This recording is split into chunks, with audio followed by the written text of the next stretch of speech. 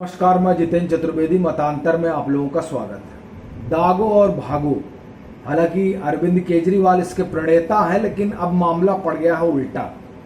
देखिए, हुआ ये कि संभवतः मार्च 2021 में आपको पता होगा कि उस समय कोरोना जो है की दूसरी लहर चल रही थी। उस लहर में बार बार अरविंद केजरीवाल स्क्रीन पर दिखाई देते थे और वादे पर वादा किए जा रहे थे। तो एक वादा उन्होंने किया, मैं आपको डेट बताता हूं, 29 मार्च 2021 को। उसमें उन्होंने कहा था कि दिल्ली सरकार गरीब किराएदारों की तरफ से किराया का भुगतान करेगी यदि कोई किराएदार किराए का भुगतान करने में असमर्थ है। अब बड़ी समस्या ये हो गई कि इन्होंने कह तो दिया कि अगर कोई किराएदार, गरीब किराएदार अगर अपना किराया नहीं दे पाएगा तो हम भुगतान तो करेंगे। इन्होंने कह तो दिया, लेकिन अब दिक्कत यह हो गई कि ये कहने के बाद भूल गए। तब वहीं से जो है समस्या शुरू हो गई।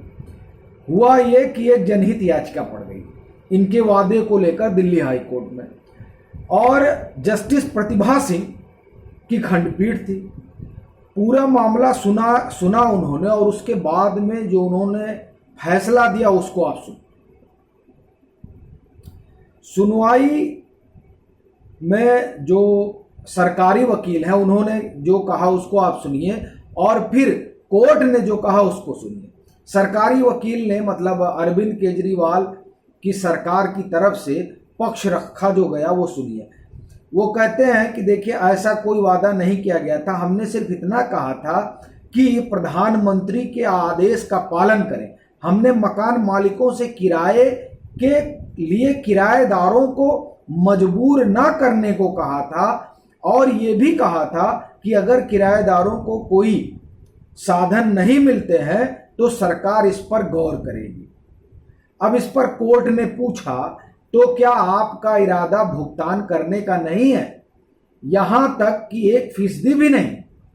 कोर्ट ने कहा, यह बहुत हैरानी की बात है कि इतनी कम राशि के लिए दिल्ली सरकार, जो सभी राज्यों से अपने आप को सबसे बेहतर और सबसे अधिक बजट वाला होने का दावा करती है, वो मना कर रही।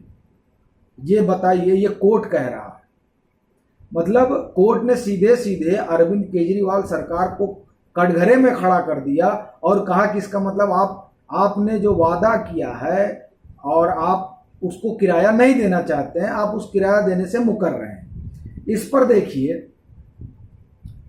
ये फिर इन्होंने कहा कि केवल अभी जो मांगे हो इस पर, मतलब आप मांगने जाइए, ऐसा वो कह रहे हैं। देखिए, इस पर जस्टिस प्रतिभा सिंह ने जो ऑर्डर दिया कि उन्होंने कहा कि देखिए, ऐसा है, जस्टिस सिंह ने उस दौरान दिल्ली सरकार के सीएम द्वारा किए गए वादे को पूरा करने के लिए एक नीति बनाने का आदेश दिया। उन्होंने 22 जुलाई 2021 को अपने आदेश में कहा था कि अरविंद केजरीवाल का प्रेस कॉन्फ्रेंस में किया गया वादा नजरअंदाज नहीं किया जा सकता। अब बताइए, मतलब सीधे सीधे कोर्ट ने कहा कि आपने जो वादा किया था उस वादे को पूरा करने के लिए एक गाइडलाइन बनाइए और उस पर काम करिए, उसको हम नजरअंदाज नहीं कर सकते। यह आदेश आने के बाद दिल्ली सरकार हाईकोर्ट भागी, और फिर जो वहां के चीफ जस्टिस हैं दिल्ली हाई कोर्ट के, DN पटेल, उनकी खंडपीठ में इसकी सुनवाई हुई। और उस सुनवाई के दौरान DM पटेल और जस्टिस ज्योति सिंह की खंडपीठ में, जो दिल्ली हाई कोर्ट, मतलब जो प्रतिभा सिंह की खंडपीठ का आदेश था, उस पर स्टे लेने के लिए लोग गए। स्टे मिल गया और उसमें कहा गया कि अगली सुनवाई तक ये जो प्रतिभा सिंह की खंडपीठ का आदेश है कि इनको नीति बनाकर किराए का भुगतान करना होगा, उस पर अगली सुनवाई तक रोक लगा दी गई है। अब देखिए कि जो इन्होंने वादा किया वो वादा ये नहीं निभा पा रहे हैं और ये सोच रहे हैं कि वो मतलब ये कोई सिनेमा चल रहा है। साहब ये आप कोर्ट के सामने मौजूद हैं और जब कोर्ट ने संज्ञान लिया तो सरकार की हालत खराब हो गई कि जब हम आते हैं, आप देखिए उस समय कितना जो है ये रोज जो है चैनल टीवी पे आ जाते थे बताने के लिए कि आज हम ये कर रहे हैं, आज हम वो कर रहे हैं। वो कहा भी जाता है कि ज़्यादा नहीं बोलना चाहिए, आदमी फंस जाता है। तो यही स्थिति आज अरविंद केजरीवाल सरकार के सामने आ गई है कि वो उस समय इतना बोल गए जिसमें अब वो फंस गए।